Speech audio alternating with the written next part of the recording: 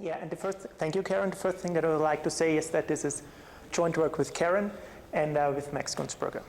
Now, in this presentation, I would like to discuss a multi-fidelity Monte Carlo method that combines computationally expensive high-fidelity model with multiple cheap surrogate models to estimate statistics of the high-fidelity model. I will denote the high-fidelity model as a function f1 that maps from inputs onto outputs. You can usually imagine that there is a PDE underlying this function f1, underlying this high-fidelity model, which means whenever you need to evaluate this function f1 at an input, you need to numerically solve a PDE to obtain an output y. You can easily think of a heat conduction problem where the input is the heat conductivity coefficient.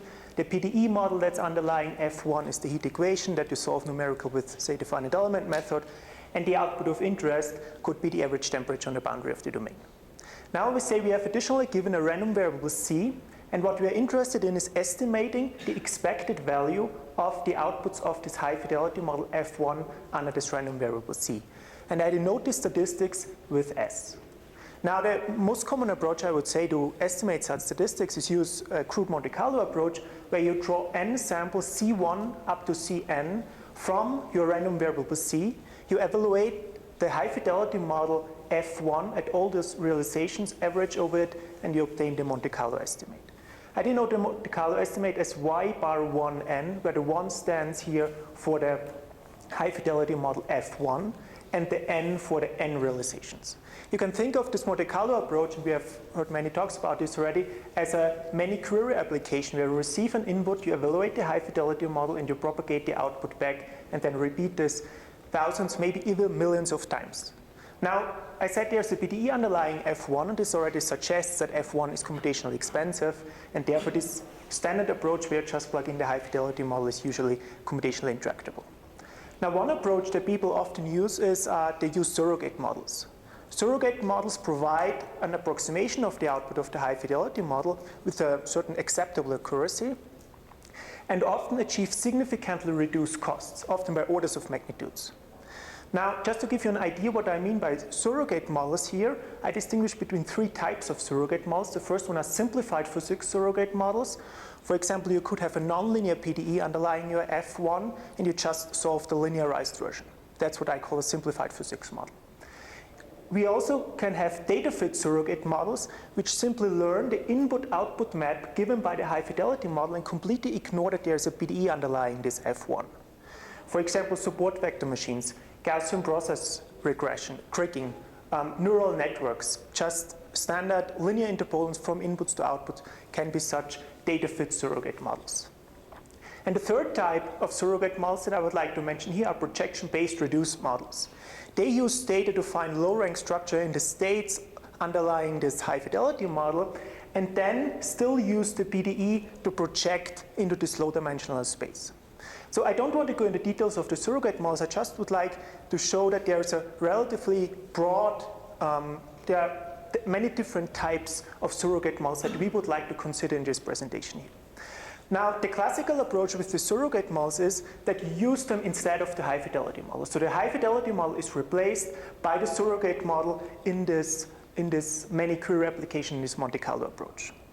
And this means now you're not estimating the statistics of the high-fidelity model anymore. You're estimating statistics of the surrogate model. In certain limited settings, I would say you can control the error using error estimators, using error bounds. But even if you have error estimators for your surrogate model, it's still a question how you propagate the error in the surrogate model output onto the area of your overall result. Now, to avoid this issue, we go away from this classical approach where you replace the high-fidelity model with a surrogate model. What we do is we combine the high-fidelity model with the surrogate model. So in our outer loop application, our many query application, we have the high-fidelity model and the surrogate model. We want to leverage the surrogate model for speed up, but we still want to recourse to the high-fidelity model to establish accuracy guarantees. And we don't only want to have one surrogate model, we want to have multiple surrogate models. I said we would like to consider sets of general models, simplified physics models, projection-based reduced models, data models, machine learning models, maybe even experiments. These are all models. They do not necessarily give have rates. So you don't necessarily can find a rate that gives you the error or the cost decay of this set of models. Now, we have multiple models here, and this means we need a model management. We need to decide how often do we evaluate the high fidelity model, how often do we evaluate this surrogate model, and how often do we evaluate this surrogate model, for example. And we need to decide how do we combine these model outputs. Do we, for example, use high fidelity model outputs to correct surrogate models, or do we use surrogate model outputs to guide where to evaluate the high fidelity model next? Now, and these model management questions are exactly the topic of this presentation here. How can we find a model management in the context of uncertainty quantification? Now, let me formalize this problem in a bit more mathematical way. So we are looking for a multi-fidelity Monte Carlo estimator of the statistics of the high fidelity model. We have given k models, f1 up to fk, where f1 is the high fidelity model, and f2 up to fk are the surrogate models, with costs w1 to wk respectively. We want our estimator to be unbiased with respect to s, so we want to estimate the right thing, and that's what we call here accuracy guarantees. We want to prescribe a cost or a computational budget p, and our estimator has to then in the end have exactly costs p. And of course, the ultimate goal is that our multi-fidelity Monte Carlo estimator has a lower mean squared error than the regular Monte Carlo estimator that uses only high fidelity model evaluation with the same costs. Now, in this context, there's quite a lot of related work. And the first thing that I definitely want to mention here is the multi-level Monte Carlo approach. And we have already seen a very nice introduction today by Peter Jan this morning. Multi-level Monte Carlo is restricted to coarse grid approximations. It's a hierarchy of coarse grid approximations. As I said, we would like to have projection-based reduced models and data fit models in there as well. There's work on the reduced spaces method and control variates. There's work on data fit models and control variates. But all these approaches are usually restricted to only 2 models, or they need special requirements, for example, error estimators to distribute the work among the models. And that's why we see a need to have a multi-fidelity Monte Carlo method that can cope with an arbitrary number of surrogate models and surrogate models of any type. And to achieve this, we build on the work by Leo and G and by Karen. Okay, so how does our multi-fidelity Monte Carlo estimator look like? First define the estimate, and then we have a look at the properties and analyze the error.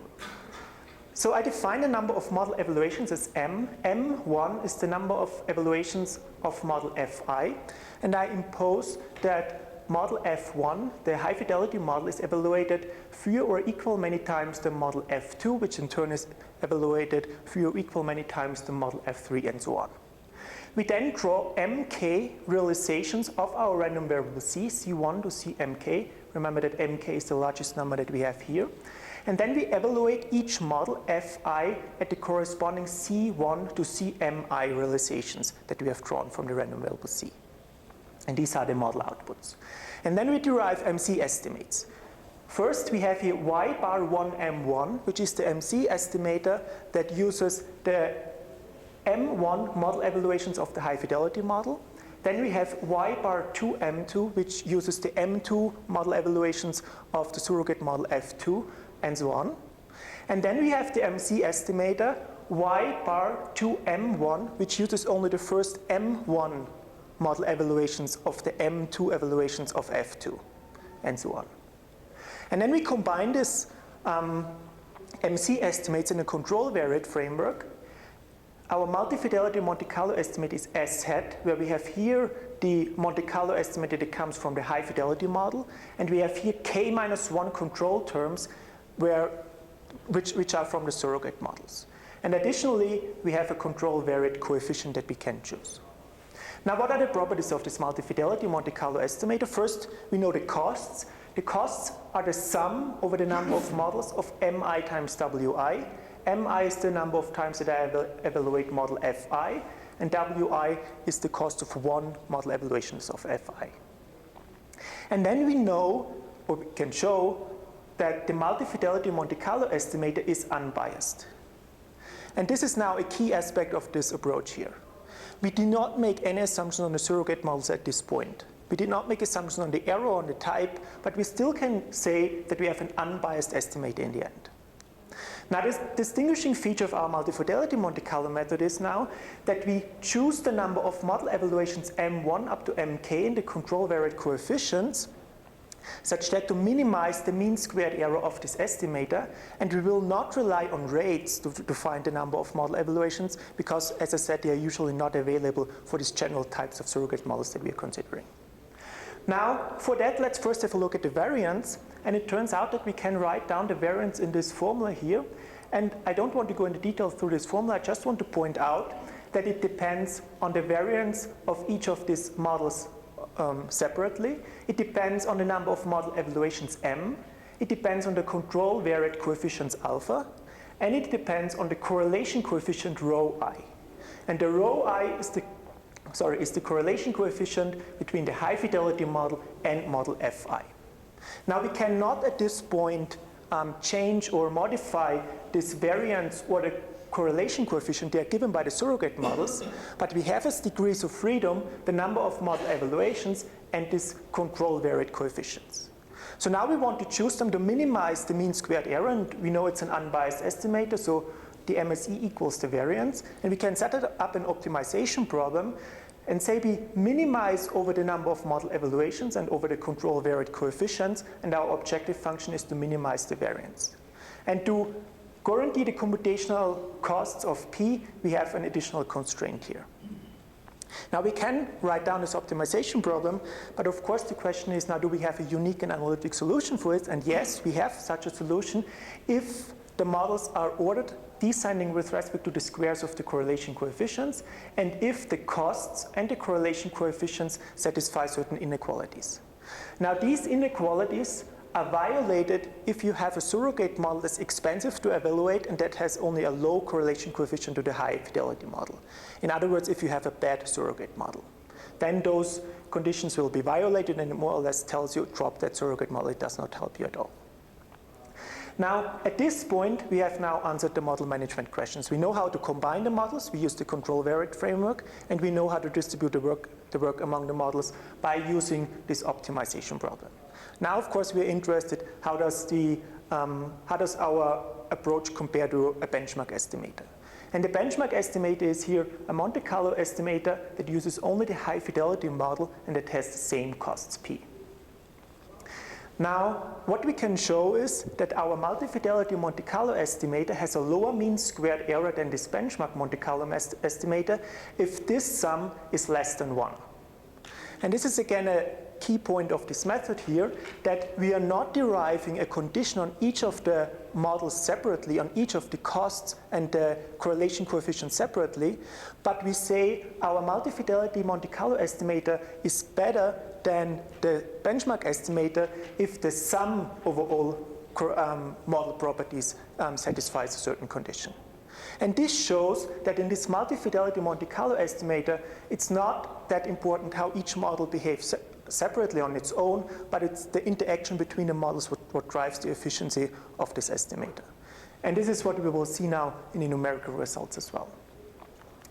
So let me come now here to the first one numerical result, namely a locally damaged blade in bending. The blade is clamped and we apply a load. This problem has 4 inputs. First, the nominal thickness of the blade, the load, and then 2 damage parameters. And you can see here the spatial domain of this blade. This is the spatial coordinate x1 versus x2. This is the nominal thickness. And if we change these damage parameters, then you can see that we can locally decrease the thickness. Now these inputs are distributed uniformly in this domain here, and what we're interested in is the expected maximum deflection of this blade. For this problem, we have given 6 models. We have given the high fidelity model, which is a finite element model with 300 degrees of freedom. We have 3 reduced models that were derived with proper orthogonal decomposition. We have a data fit model, which is a linear interpolant from inputs to outputs of the high fidelity model. And we have a support vector machine, which is a support vector regression machine actually, that we derived from 256 points. Now let's combine these models in our multi-fidelity approach and compare this to the standard Monte Carlo approaches. What you can see in this plot is here the runtime in seconds versus the estimated mean squared error. This curve here corresponds to a standard Monte Carlo estimator that uses only the high fidelity model. This curve corresponds to a standard Monte Carlo estimator that uses only one of the reduced models. And the dotted curve corresponds to a regular Monte Carlo estimator that uses only one of the data fit models. And in case of the data fit model, you can already see that we introduce a bias by using only the data fit model. Increasing the runtime means increasing the number of samples. We can do this, but we cannot decrease the mean squared error because the surrogate model is limiting the overall accuracy. And you will see the same situation if you use only the reduced model. Now, if you combine these three models, this high fidelity model, this reduced model, and this data fit model in our multifidelity Monte Carlo approach, you obtain the blue curve here. And you can see we are about 4 orders of magnitudes faster than using only the high fidelity model. We are about 2 orders of magnitudes faster than using only one of the reduced models. And you can see we are still using the data fit model, that's why we have a speed up here, but we switch to the reduced model. We additionally evaluate the reduced and the high fidelity model, and so we can establish this unbiased estimator. Now, at this point, I also would like to quickly mention that what this model management strategy does is that it gives you a priori an optimal strategy for distributing your work, for example, among compute clusters. So we computed this on 640 cores. Now, we had only combined 3 models so far. We had 6 models. So how this behaves with 6 models. And let's therefore have a look on the right plot first here. This is the runtime again in seconds versus the estimated mean squared error. This is using the high fidelity model only in a Monte Carlo estimator. This is using 2 models with the multi-fidelity approach. This is using 3 models with the multi-fidelity approach. So 1 reduced model, adding a data fit model. And this is using all 6 models. And you can see the first time we add the reduced model and the first time we add the data fit model, we really obtain great speed ups. But as soon as we start to add another data fit model and another 2 reduced models, we obtain a somewhat speed up, but it's not really significant anymore compared to what we achieved on the first time. Let's now, okay, and this is the numerical results that we obtain. When we use our variance formula, then you have here on the left the corresponding plot. This is the budget P that we can afford to compute versus the variance. And there you can see that we pretty much predict with this variance formula what we then confirm numerically. Now, why is this the case that adding this additional data fit model and adding this additional reduced model does not improve the overall result that much anymore? And therefore, let's have a look at the number of samples, how they are distributed among the models. You can see here on the x-axis, 1 model, 2 models, 3 models, and 6 models versus the share of the samples of these 6 models that we have given. And I would like to point out that this is a logarithmic scale. So if you have only 1 model, only the high fidelity model, then 100% of the model outputs or model evaluations are high fidelity model evaluations. If we have the reduced model and the high fidelity model, then 99.99% are reduced model evaluations and the rest high fidelity model evaluations. If we have 3 models, the data fit model, the reduced model, and the high fidelity model, then you see 99.69% are data fit model evaluations, 0.30% are reduced model evaluations, and the rest high fidelity model evaluations. If we now additionally add our additional data fit model and our additional 2 reduced models, you can see that the share that we assigned here to the data fit model is more or less split between those 2 data fit models, and the share that we assign to the reduced model is more or less split between those 3 reduced models. And this now confirms numerically what we have seen mathematically, that we are not interested in the model properties separately, but that we're interested in how the models interact with each other. So we're not interested in adding a model that has very high accuracy and very low costs. We are interested in adding a model that fills an information gap. And this is what these numerical results confirm. Now, I skipped the second example in interest of time and just point out here that I on purpose kept this formulation of the high fidelity model relatively general, because it turns out that we can also deal with information sources. And an information source is simply a function that maps from inputs to outputs that we can assign a certain cost, W, and a certain fidelity. And of course, models are, in a certain way, this information sources, but we can also think of experiments, for example. We could even think of expert opinions as such information sources. And this relatively general multi-fidelity Monte Carlo approach would then tell you which of the information sources you should actually sample and how often you should sample each of these sources. And with that, I come to the conclusion and just summarize that in this multi-fidelity Monte Carlo approach, we leverage the surrogate models for the speed up, but we recourse to the high fidelity model to establish the accuracy guarantees.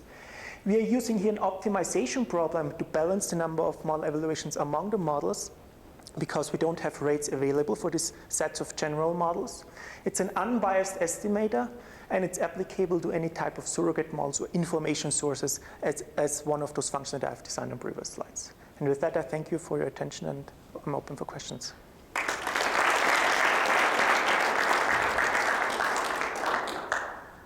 for the for your presentation. I want to ask you one thing. Have you ever compared your surrogate model with other multifidelity surrogate model, such as a co-kriging model or something? A co-kriging model? Yes. Have you? We have not compared to co-kriging in that sense, but you could use, for example, co-kriging as one of the surrogate models in this framework. So I don't see that these are competing methodologies. They might even benefit from each other, actually. Another one thing. What do you think? What is your advantage of your method compared with the other multifidelity surrogate model? If you use, for example, a co-kriging model instead of this multi-fidelity approach, no, we have not compared this, and I have not really worked with co-kriging that I can give you a clear answer to that. Okay, thank you very much. Can you use this framework to not only manage models, but determine which surrogates and how to compute them? How to construct the next surrogate model? Yeah, that's exactly what we are working on right now. To use the information that we have, we can really write down the benefit of each model, and we can actually find the best, we can determine the properties of the best model that we should add. But the problem is now you know the correlation coefficient that you want to have, and you know the costs, but how do you create exactly such a surrogate model? That's, yeah, definitely. Use this framework in a constructive way is one of the things that we're working on. Yeah? Sorry.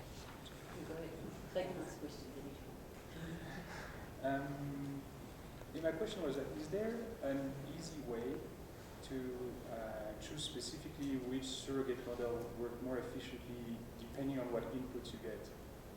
Because maybe a certain regime of input would be better treated by a certain surrogate that captures that particular physics. Yeah. In that way, I would simply create, say, 5 virtual surrogate models which are adapted to one particular range of inputs that you would like to have. And then you can throw them in, and this algorithm, this reordering and selection that establish these conditions will pick the best choice for you. It's an exhaustive search, so it does not work if you have 1,000 models, but it works reasonably well if you have 10 or 20. Maybe a related question is, are the correlation coefficients constant overall inputs? Yes, they are. Yes. That's, yeah, that we have not, I have not looked into that yet. Yeah, but that's a, yeah. I'm not sure how to formulate this, but it would be interesting to find out, yeah.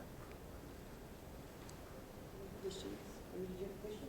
Yeah, so when you try to decide what to evaluate, you solve this optimization problem and fix the budget. Yeah. How would you go about that if you were not fixing the budget, but you was, okay, I want to reduce the variance by this much, and I would run how many models or evaluation I need to reach that variance? How would you modify that? So you don't want to prescribe the costs, but the error. Is that what you're asking? Yeah. I have not discussed this here in these slides, but you can do it just in the same way. Then you prescribe the epsilon. For example, that's what usually the multi-level Monte Carlo people do. And then you find out the costs that you need for this. Yeah. Any more questions for Benjamin? Okay. Thank you very much.